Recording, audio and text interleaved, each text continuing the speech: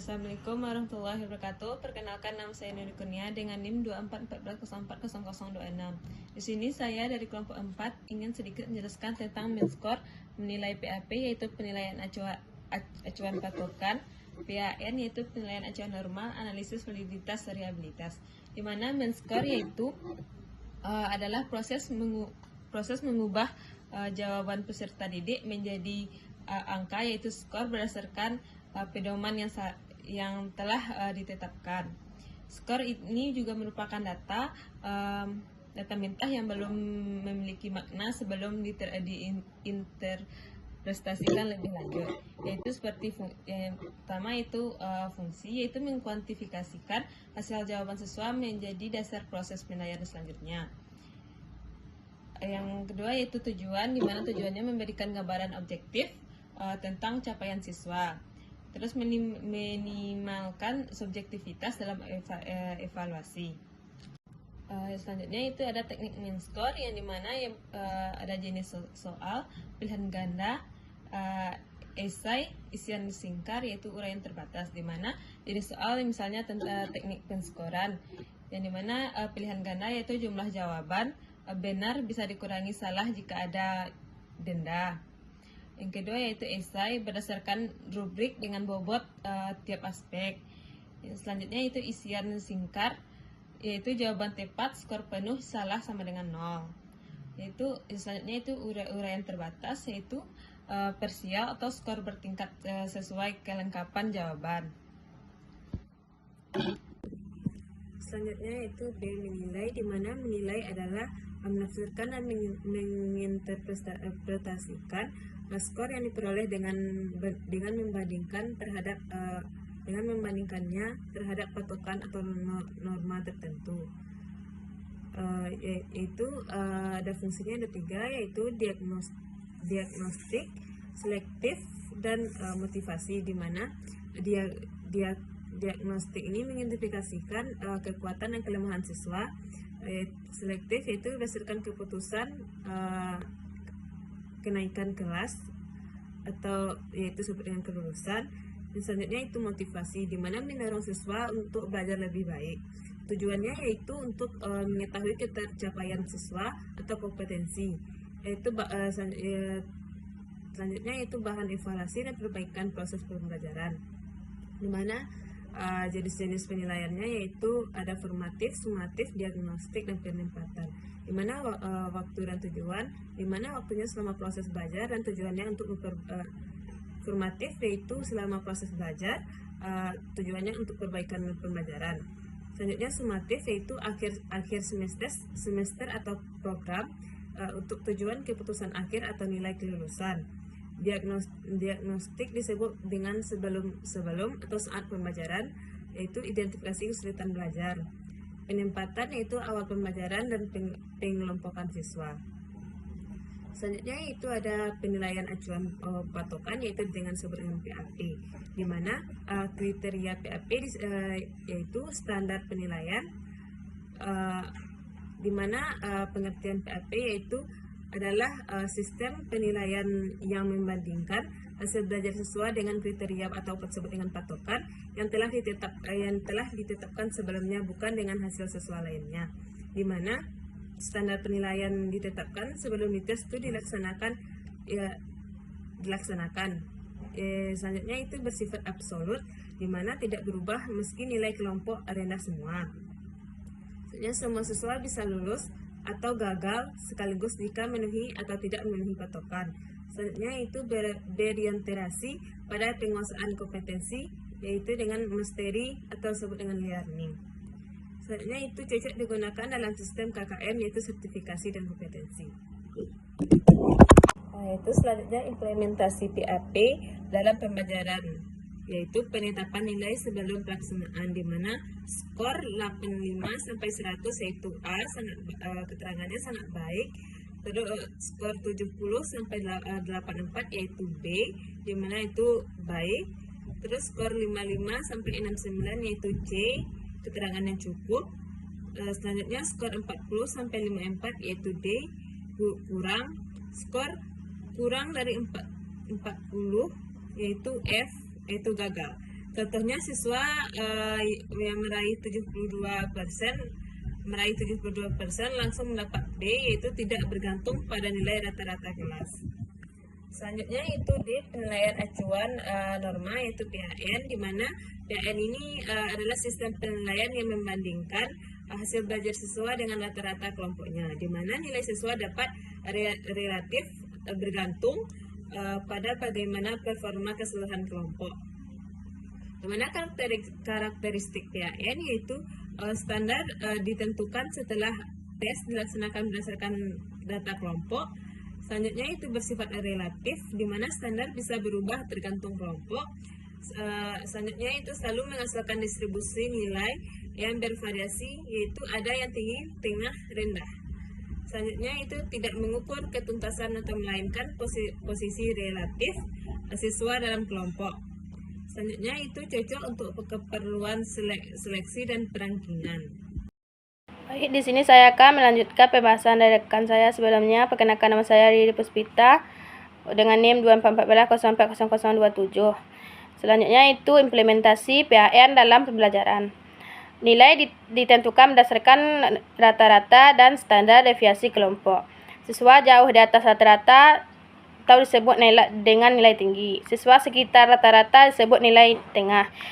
Siswa jauh di bawah rata-rata disebut nilai rendah. Contoh penerapan nyatanya yaitu seleksi nasional berbasis tes atau SNBT. Dan ujian masuk perguruan tinggi serta tes seleksi pegawai atau beasiswa. Selanjutnya yaitu tabel perbedaan PAP dan PAN. Yang dimana yang pertama aspeknya acuan di PAP yaitu kriteria patokan atau tetap, sedangkan yang di PAN yaitu rata-rata kelompok. Yang kedua aspeknya waktu penetapan standar, yang dimana di PAP yaitu sebelum tes, sedangkan yang di PAN yaitu setelah yang tes. Yang ketiga yaitu sifat, yang dimana di PAP adalah absolut dan di PAN adalah relatif. Selanjutnya itu kemungkinan hasil, yang dimana di PAP yaitu semua bisa lulus atau gagal, sedangkan di PAN adalah selalu ada yang tinggi dan ada yang rendah. Selanjutnya yaitu tujuan utama, mengukur ketuntasan. Sedangkan yang di PAN yaitu membandingkan dan menyeleksi. Selanjutnya itu penerapan, yang dimana di PAP yaitu KKM atau sertifikasi, sedangkan di PAN yaitu seleksi atau ranking. Selanjutnya itu validitasi, yang dimana adalah derajat ketepatan suatu alat ukur dalam mengukur apa yang seharusnya diukur. Suatu instrumen dikatakan valid apabila hasil pengukuran sesuai dengan keadaan sesungguhnya. Soal matematika yang valid yang benar mengukur kemampuan matematika, bukan faktor lain seperti kemampuan membaca. Jenis-jenisnya yaitu satu yaitu validitas isi, yang dimana penjelasannya yaitu kesesuaian soal dengan materi dengan kurikulum yang diajarkan. Yang kedua yaitu validitas konstruk, yang dimana yaitu kesesuaian soal dengan teori konsep yang mendasarkan. Yang ketiga yaitu validitas kriteria, yaitu korelasi hasil tes dengan kriteria eksternal. Selanjutnya itu validitas tampang, yang dimana yaitu secara kasat mata soal terlihat mengukur hal yang tepat. Yang dimana cara nilai R dengan kriterianya yaitu 0,80 sampai 1,00 sangat tinggi. Selanjutnya itu 0,60 sampai 0,79 yaitu kriterianya tinggi. Selanjutnya 0 sampai 40 sampai 0,59 yaitu kriterianya cukup. Selanjutnya 0,20 sampai 0,39 yaitu kriterianya rendah. Selanjutnya 0,00 sampai 0,19 yaitu kriterianya sangat rendah. Selanjutnya itu G, analisis soal indeks kesukaran, yang dimana indeks kesukaran ini adalah bilangan yang menunjukkan proporsi peserta tes yang menjawab soal dengan benar. Semakin tinggi nilai IK, semakin mudah soal tersebut.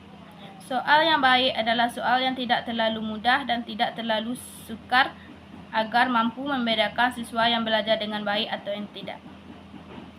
Di mana nilai P 0,00 sampai 0,30 kategorinya itu sungkar. Yang kedua 0,31 sampai 0,70 dengan kategori sedang. Selanjutnya 0,71 sampai 1,00 yaitu kategorinya mudah. Yang dimana rumus mencari soal indeks kesukaran ini yaitu P sama dengan B per JS. Yang dimana P artinya indeks kesukaran dan B jumlah siswa yang menjawab benar dan JS jumlah seluruh peserta tes. Selanjutnya yaitu daya beda, yang dimana pengertiannya adalah kemampuan suatu soal untuk membedakan antara siswa yang menguasai materi dengan siswa yang tidak menguasai materi. Dengan rumus D sama dengan BA per JA kurang B per JB sama dengan PA kurang PB, yang dimana J ini adalah jumlah peserta tes, yang JA ini yaitu banyaknya peserta kelompok atas, yang JB ini adalah banyaknya peserta kelompok bawah, yang BA ini banyaknya peserta kelompok atas yang menjawab soal itu dengan benar, yang BB ini yaitu maksudnya banyaknya peserta kelompok bawah yang menjawab soal inti dengan benar, yang PA ini proporsi peserta kelompok atas yang menjawab benar tingkat P sebagai indeks kesukaran, yang PB ini yaitu proporsi peserta kelompok yang salah. Selanjutnya yaitu reliabilitas, yang dimana adalah tingkat keajegan atau konsistensi suatu instrumen jika digunakan berulang kali pada objek yang sama dalam kondisi yang sama, hasilnya relatif stabil. Instrumen yang reliabilitas belum tentu valid, tetapi instrumen yang valid sudah pasti reliabilitas. Keduanya sama-sama penting dalam penyusunan soal yang berkualitas. Yang dimana selanjutnya itu jenis-jenis reliabilitas. Yang pertama yaitu tes atau riset. Yang dimana yaitu cara pengujiannya, tes diberikan 2 kali korelasi antara dua hasil. Selanjutnya itu paralel atau ekuivalen, yaitu yang dimana cara pengujiannya yaitu 2 perangkat soal setara diberikan lalu dikorelasikan. Selanjutnya yaitu belah 2. Cara pengujiannya yaitu tes dibagi jadi 2 bagian korelasi antar belahan. Selanjutnya itu alpha chart, yaitu yang dimana cara pengujiannya yaitu untuk soal politomi atau juga dengan soal esai skala Likert. Selanjutnya yaitu KR20 atau KR21, yang dimana cara pengujiannya yaitu untuk soal dikotomi atau benar, salah atau PG. Selanjutnya yaitu rumus dan kriteria reliabilitas. Yang pertama yaitu rumus Spearman-Brown atau juga disebut dengan belah 2. Yang dimana rumusnya yaitu R11 sama dengan 2 kali R1/2 per 1 tambah R1/2, yang dimana R11 ini artinya nilai reliabilitas instrumen. Yang R1/2 ini artinya adalah nilai korelasi antara kedua belahan instrumen.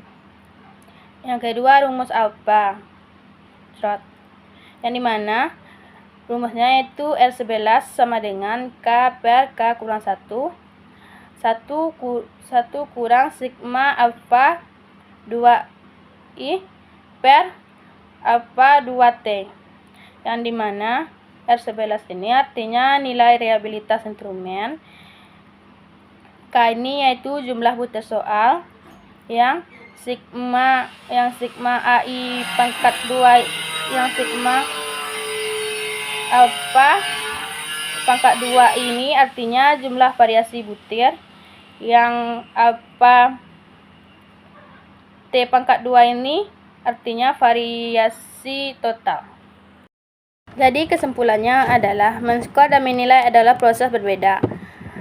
Namun saling berkaitan. Skor adalah data mentah, nilai adalah interpretasinya. Sistem penilaian PAP mengacu pada patokan tetap untuk mengukur ketuntasan, sementara PAN mengacu pada norma kelompok untuk keperluan seleksi agar penilaian bermakna instrumen yang digunakan harus valid, mengukur yang tepat, dan reliable, konsisten. Kualitas tiap butir soal juga perlu dianalisis melalui indeks kesukaran dan daya beda, sehingga soal yang benar-benar mampu mengukur dan membedakan kemampuan peserta didik secara akurat.